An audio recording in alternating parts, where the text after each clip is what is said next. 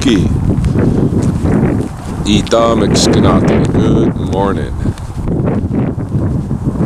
It is just about 8:30 in the a.m. on Sunday, November 21st, 2021 in the lunar cycle.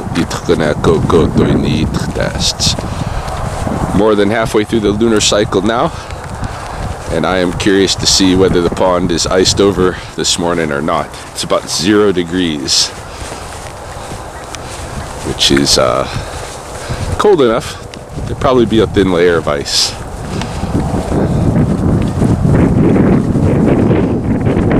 Carol's up there, my walk and talk student. Where does she go? I seen her there somewheres. Oh, there she is. Just getting my day rolling. Thought I'd bring the camera along, talk about a few things. I want to get into this question about that people have asked me about whether I'm in a midlife crisis. It's an interesting question, not one that I haven't asked myself. But yeah, I'd like to talk about that a little bit today as I go through my morning round. Check it out. It is ice on the pond this morning. Just a thin layer.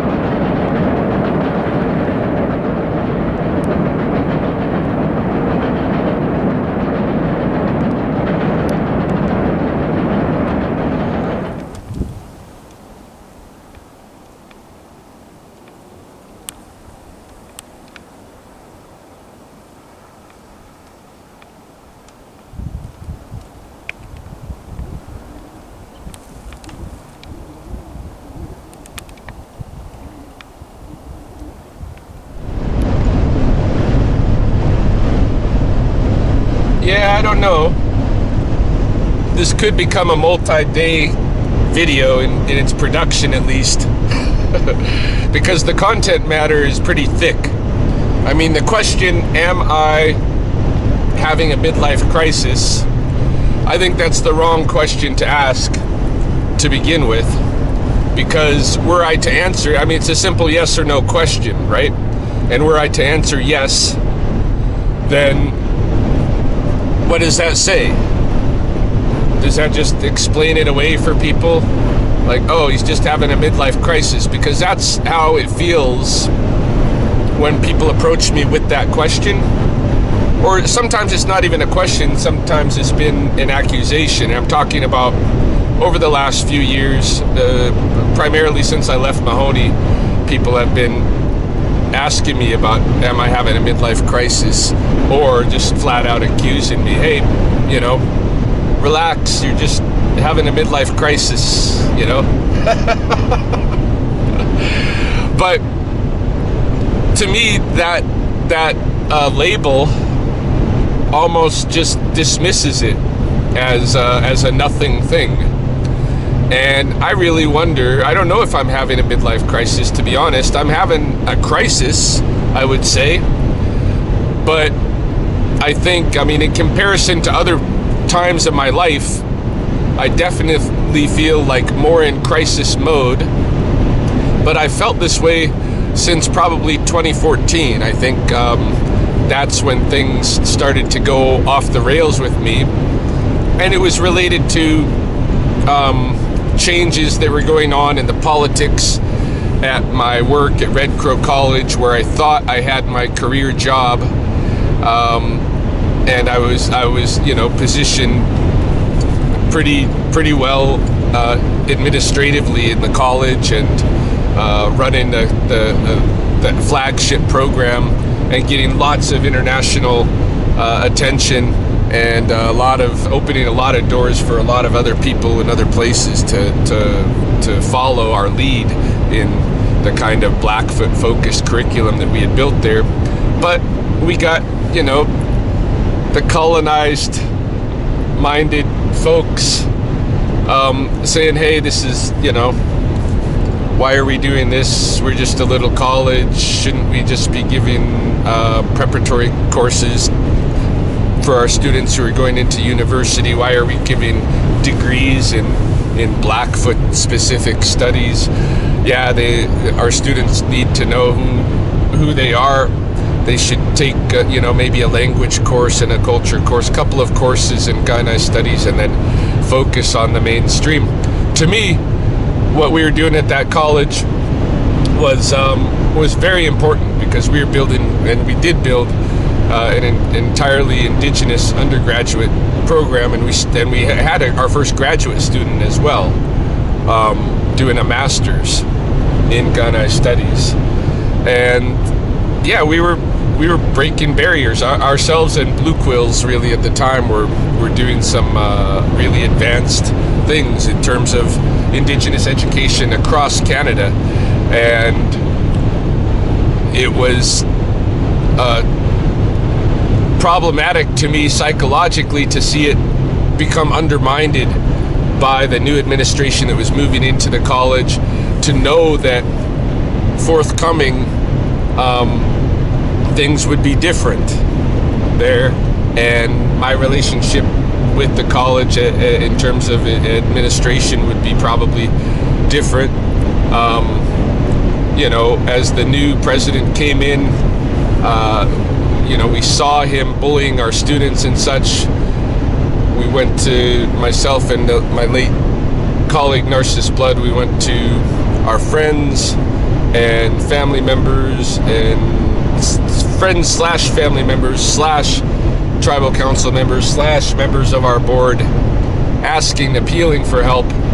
Nobody would help our students or us maintain our program. They were just kind of like, well, it's a new administration, and the administrations, when presidents at colleges change, things change around, and you got to go with the flow. But the flow for us was it was very bullying, right? And strange things were happening, like the last all staff board retreat, where we were always, as the flagship program, a main feature of this board retreat. Every different program and department at the college had their head of their whoever was running their program or what have you would be at this board retreat. This was a big planning session for the year, and it was the first time we weren't invited. Kainai Studies, which was the thing at Red Crook College at the time, was not invited, because that's how weird they got, right? And so Narcissus and I went there and kind of what do you call it? We crashed the board retreat, and that got us in trouble. They went to lawyers. The new administration went to lawyers, and they were drafting a release for me, and what did they call it? A reprimand of sorts for Narcissus. And yeah, it was a trying time. And then Narcissus died suddenly. First, our old college president, who we were very close to, myself and Narcissus, the late Marie Maruli, she passed away suddenly of a heart attack, right around the Christmas time. And then coming into the new year, 2015, Narcissus himself passed away in a car accident. And then shortly after that, my partner on the Beaver bundle, when you take care of an important bundle in the Blackfoot tradition, you always have a husband and wife who take care of it, and the husband has a partner, like a bachelor who helps as well. My bachelor died of pneumonia, and then the elder that was teaching us that tradition, Alan Pard from Bigani, died. And then Mahoney and I's very close other elder, Frank Weaselhead here on the Blood Reserve, passed away. And this was all maybe 6 or 7 months. My closest allies, elders, sacred brothers, these are the people that were very close to me. They all died in the first 7 months of 2015. At the same time, it's like 2 weeks after Narcissus passed, then I was handed my papers at Red Crow. I was terminated with cause. I received no severance. And so I lost my career job. At the same time, Mahoney and I were moving into a new house. We were pressured by our landlord because of our animal situation to move out of his house, a place we were renting in Riverstone. So we bought a house. Fortunately, my dad gave us some money to put down a down payment. We bought a house. And so we did a move at that same time. We weren't even in the house. I hadn't even made a mortgage payment yet when I got fired from my career job. So you could say 2015 came in pretty traumatically for me. And that threw me for a loop, okay? My closest friends were gone. I was grieving. I was grieved and bereaved. And yeah, it was a tough time. It was a tough time, and it was tough for Mahoney too, because she was close with all these people. And then on top of that, she lost one of her, it was her first cousin, one of her cousins from the Cree side of her family, who she was very close with. He was really best friends, lifelong best friends. And she died. So Mahoney was taking it hard. We were in the new house together. We were both depressed. We were both feeling the hardship. I was trying to make ends meet, working work, what I could do. Like I was, doing my wildlife work, of course, but that's never made me a living. So, on top of that, on top of the wildlife work, I did security. I did whatever I could, whatever odd jobs I could. I had a friend who hired me to help, him finish cars in his garage, to help build a fence, whatever I could do. I get little contracts with the colleges, universities, and work those contracts. Anything I could do to, holy shit, this wind is so fierce, and my back bed is having a very difficult time staying down. I gotta keep an eye on it out through my mirrors. Anyway, it was a hard time. Meanwhile, I had wildlife at the house. Mahoney was like, if you're gonna get to keep all this wildlife, I'm gonna have some more dogs. And so she started getting more chihuahuas. The place became, a wreck with animals, like birds flying around and dogs peeing everywhere. And we couldn't keep up with it. And Mahoney wasn't willing to help me keep up with it. Once it started to get kind of a little crazy and we had mice in the house too, she was like, you've ruined this whole place. I'm not going to help. So I was in charge of trying to take care of the whole situation, get it cleaned up and fixed up and all of this repaired. And Mahoney and I were not getting along. She was outright telling me she doesn't want to be married to me anymore, things like that. It was a hard time. Along came Chelsea, who was somebody that I knew for a while. She was we're linked to Mahoney because Mahoney's cousin was married to her, and we were very close to them. This is Narcissus's stepson. Kid grew up with Narcissus, so we were very close to them. And then me and Chelsea ended up getting together. And Mahoney left me for adultery, kicked me out, and that was really traumatic. That was a marriage at 22 years that it blew up in at New Year's on going into 2018. So, and that was all trauma again. And I've been working through that trauma and stuff with Chelsea, and we took a different avenue, the both of us, in our relationship. We did something different than we ever done before, which is have a completely 100% honest relationship where we're open to allowing ourselves to be human and and have loving relationships with other people, but being secure in ourselves, or going through battling that security. Because what a lot of people do when they get into relationships, and including, now that I'm in a new relationship, it's a similar way. People want you to adjust your behavior to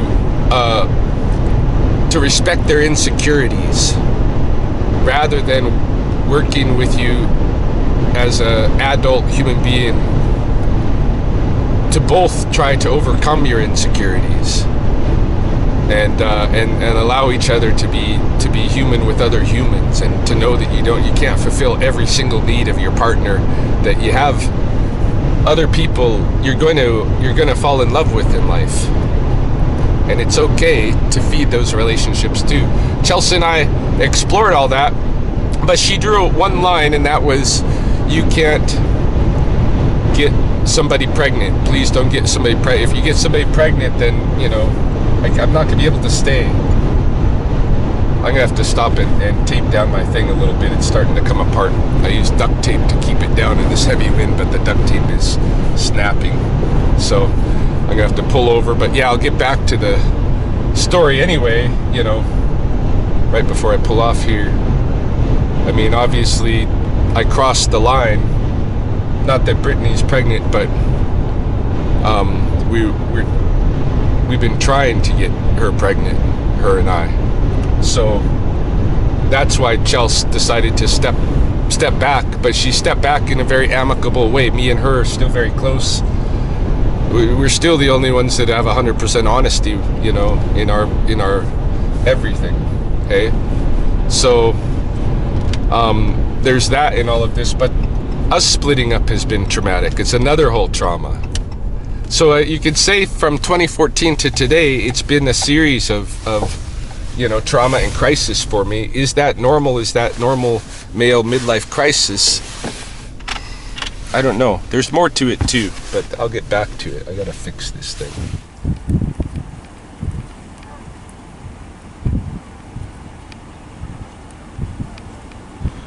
Sure enough, we're to day 2 on this video. Pretty much what I expected. It's going to take a little bit for me to lay down my thoughts, and yesterday I didn't really have a chance to get back at it. This little buck here is interested in this doe.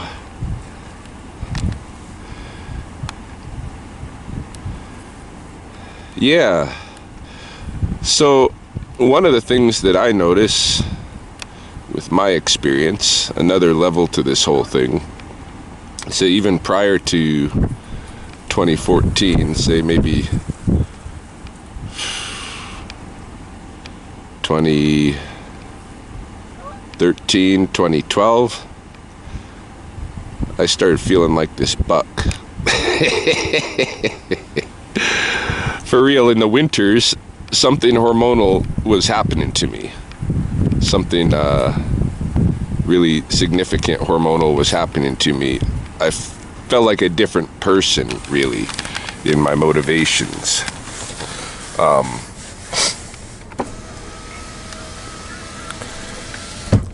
And this is when I started first having experiences of adultery in my marriage.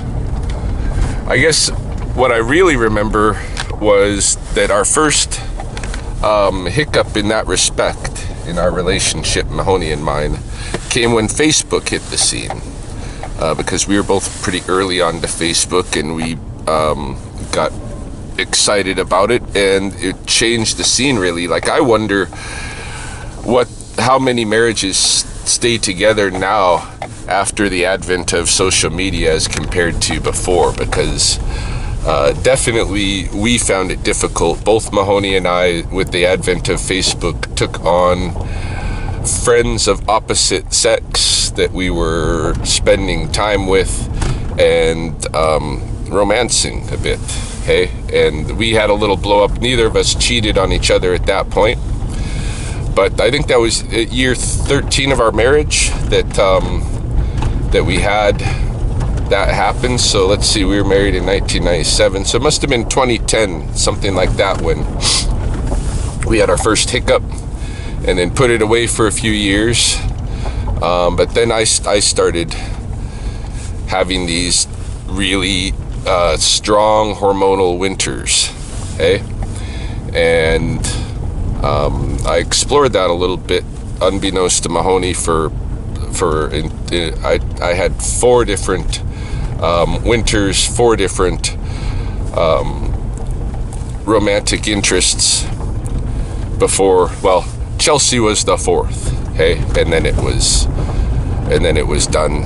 Mahoney caught me, and that was over. But the hormones weren't over, hey?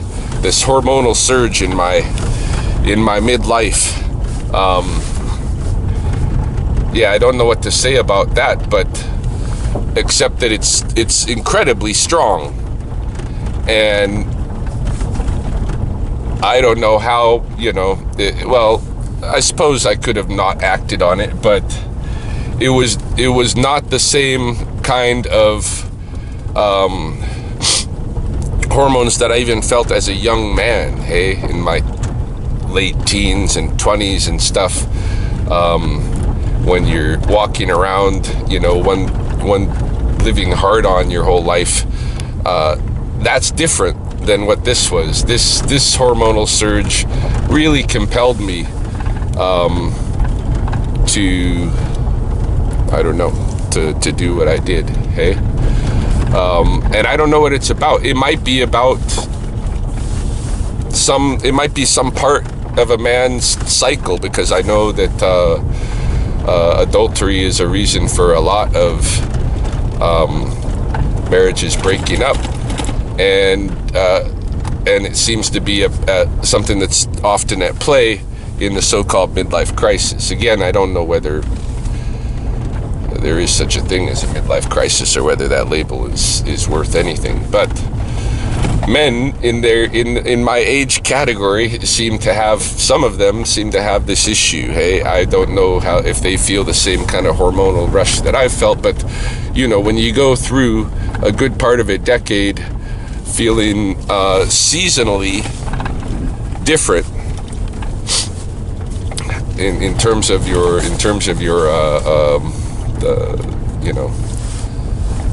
what's going on with you hormonally. It's weird, hey? I started referring to it like my rut, like the deer down there, hey?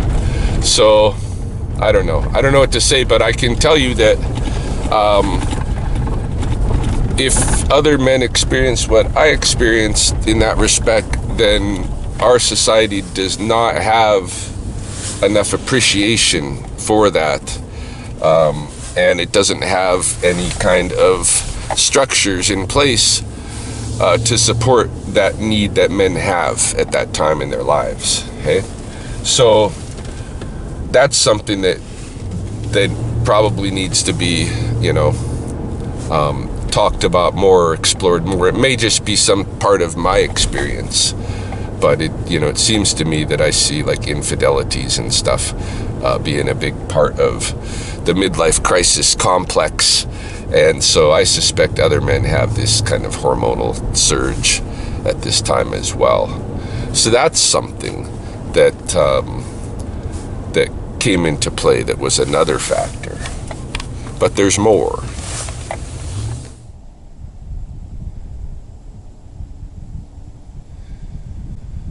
Another really big factor at play in my current crisis is an issue with identity.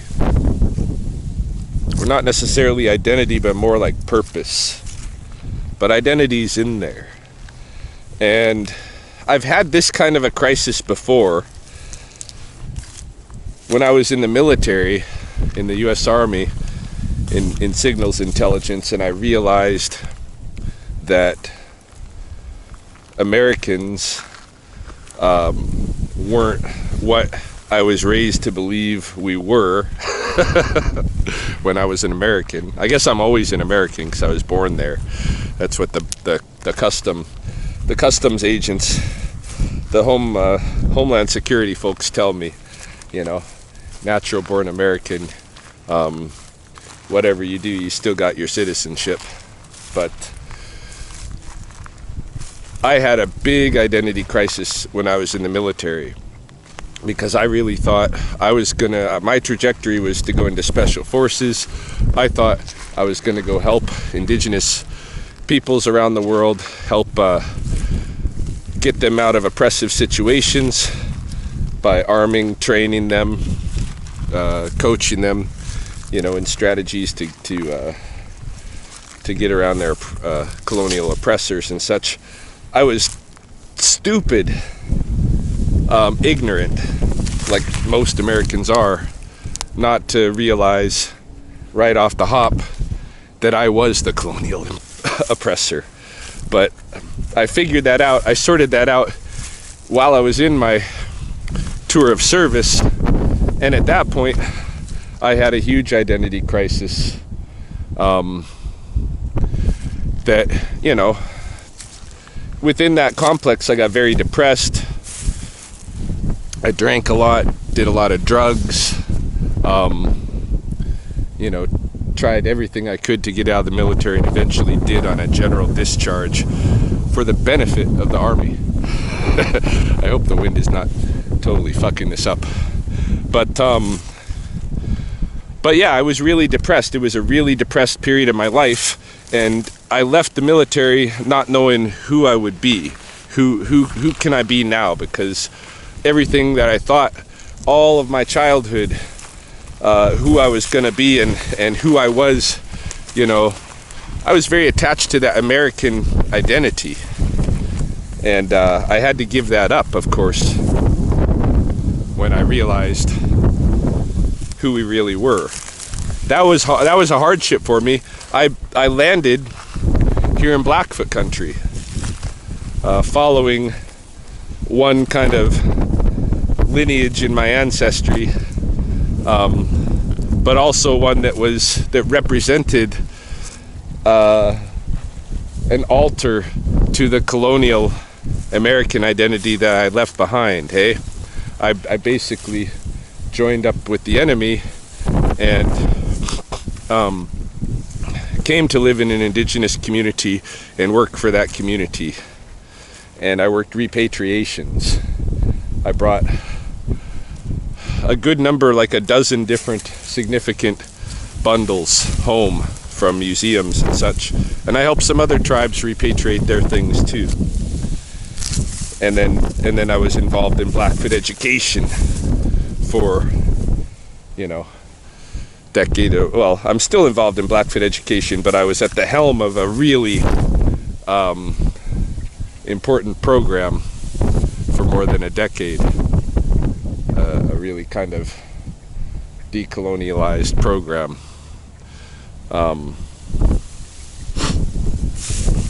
And then that ended. And I think this has thrown me into another identity crisis, because when I got fired from Red Crow College and left the Kainai Studies project that I had been doing for over a decade, that took something huge out of my life, because that had become, I had grown myself into that over, from the time between 1993 and 2003, 2004 or 5 maybe, when I really started getting heavily into Kainai Studies, and when we had the Beaver bundle transferred to us. And with from that time on, that was my life, and I really committed myself to that project and to being that educator, that decolonizing Blackfoot educator. And then that was taken away from me with the firing, to extent. I mean, there was still an extent to which I could be that, and I still am. I'm still running programs and stuff that are very Blackfoot specific, but I don't know. That was a different level there, and it was hard to lose that. And then, when I separated from Mahoney, she kept the house and the beaver bundle, and is more or less cut me out of both of those things that were big parts of my life too, especially the beaver bundle. Like, that still needs to be transferred, and you can't take those rights away. They're sacred, hey? Regardless of what anyone may think or say or believe about me or what have you, I'm an Eochkimi, fully transferred, and I can run the ceremony. So, and I have run the ceremony. So it's those are big losses, hey? My Blackfoot post-secondary educator, and I can't really, people have told me, well, why don't you just, like, even Mahoney's like, well, maybe you go back to school or go into the university, go into the academy, work there. The academy has become very racist.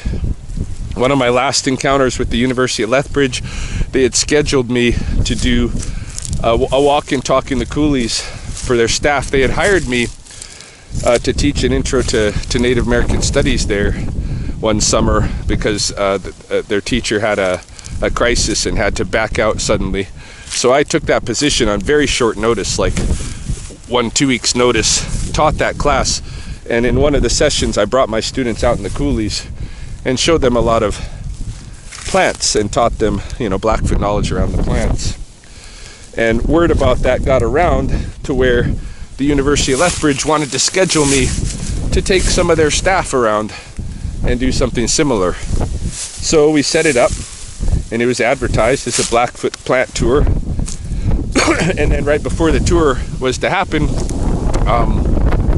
I got contacted by the university, and they wanted me to change the name of the tour. They want to know if it's okay if they change it because somebody complained that I'm not Blackfoot, and so I shouldn't be calling it a Blackfoot plant tour. And so the university was going to go with that.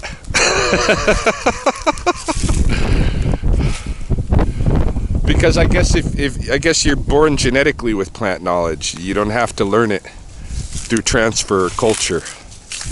You can just be born with it. Any case, the university, in the age of recognition of cultural appropriation and decolonization and all of this, has decided that they need the right racial faces to represent different knowledge traditions, even though, regardless of your actual credentials in those traditions.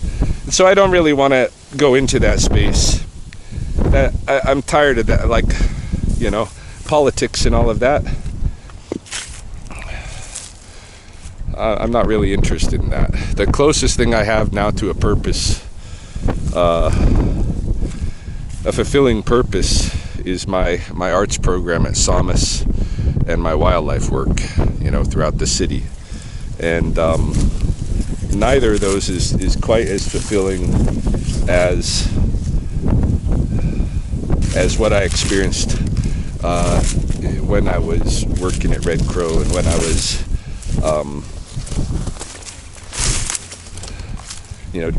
doing beaver ceremonies with Mahoney and all of this. So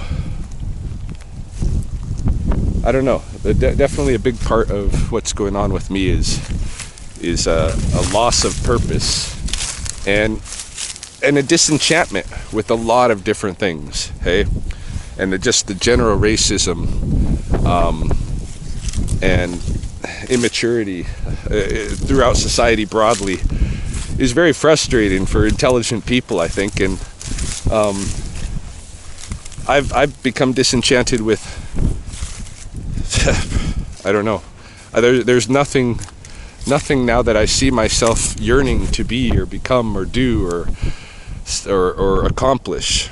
I know part of the midlife crisis complex officially is this kind of sense of, you're having issues, identity issues, because you're facing, your age, your impending death, perhaps. Maybe you're not accomplished. In my case, none of that applies. I don't worry about my age, and I feel like I've been very accomplished in life. I feel like I've fulfilled my broader purposes almost to society, and that leaves me kind of hollow with, well, what now, hey? Because I don't have a what now. I mean, my closest thing to my what now is what I just mentioned a little earlier, which is that I'm trying to maybe start a family with Brittany and have a baby. That's something I've never experienced. I've raised children, but I've never had a genetic child of my own experience. But, there's part of me that if I saw somebody else doing what I'm doing, I would advise them, hey man, having kids is not going to fix your problem, right? Your problem is within. Hey, there's something within. And I don't doubt that. There's something within. And maybe this is something that happens to people. Maybe I am in the so-called midlife crisis. Whatever it is, it's got all of that stuff mixed up in it. Hey? All of that contributes. And yeah, people have noticed. They say, you don't seem happy. I'm not very happy. And I'm very stressed out economically. I'm just barely making it, even though you'd think with all the different work that I do, both at Psalmist and the wildlife work, but my bills are expensive. Like, I've racked up a lot of debt too, and that takes its toll. So, in the midst of feeling like I have no purpose anymore, and I don't see one necessarily coming right away, then I'm also living barely paycheck to paycheck, not even, relying on an increasing debt. And that adds to stress, adds to my depression and anxiety, and yeah, all of this stuff is playing in. So, the question of whether or not I'm having a midlife crisis is really not the question, I don't think. I mean, it's just like, or if it is, it's I think we shouldn't be dismissive about this thing and say, oh, this just what he's doing is just because he's having a midlife crisis or whatever. Because what I'm doing is significant. It's impacting lots of people's lives. When I change partners and that kind of thing, that affects a lot of people.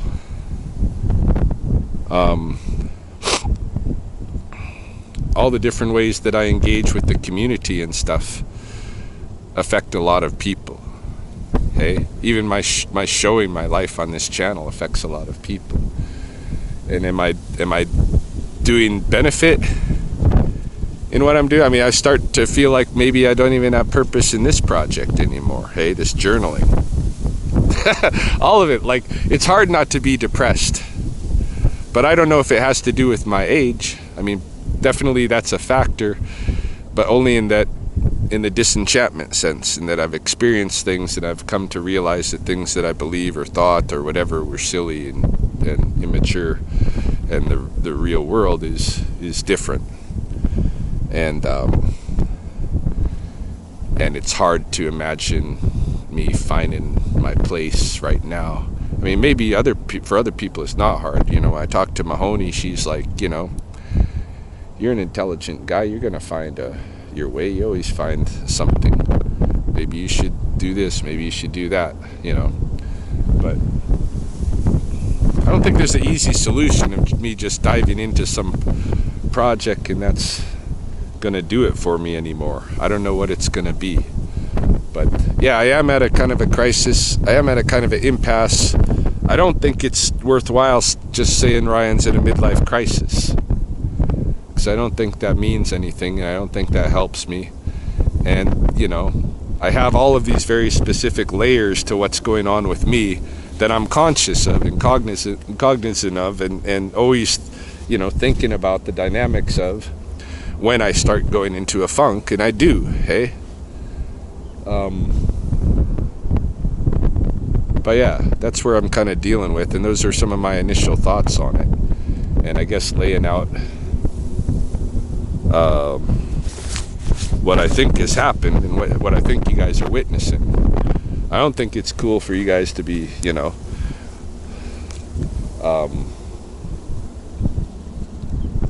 highly critical of Brittany. She's done nothing in all of this, you know, like,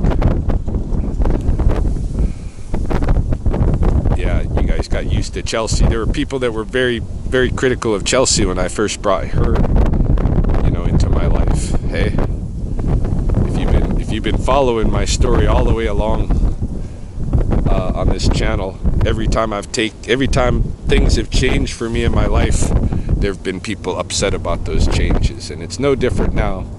But you are right. There's something going on.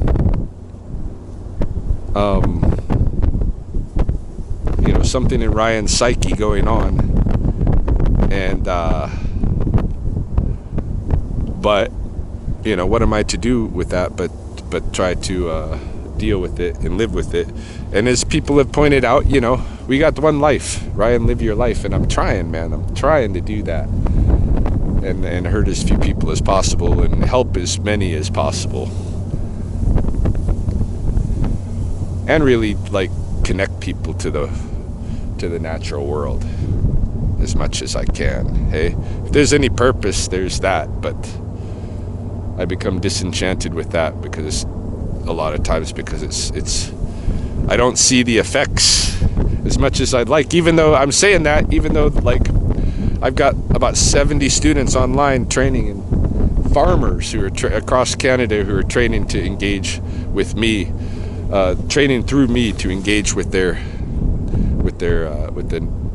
natural area where they're farming. So, I mean, there's a lot of places I could point out that I have function, purpose in this society, and I shouldn't be depressed and think that I don't, but I do. I don't feel like I just don't feel the passion that I once did about just about anything. And I don't know exactly what to do about that, but that's where it stands as now.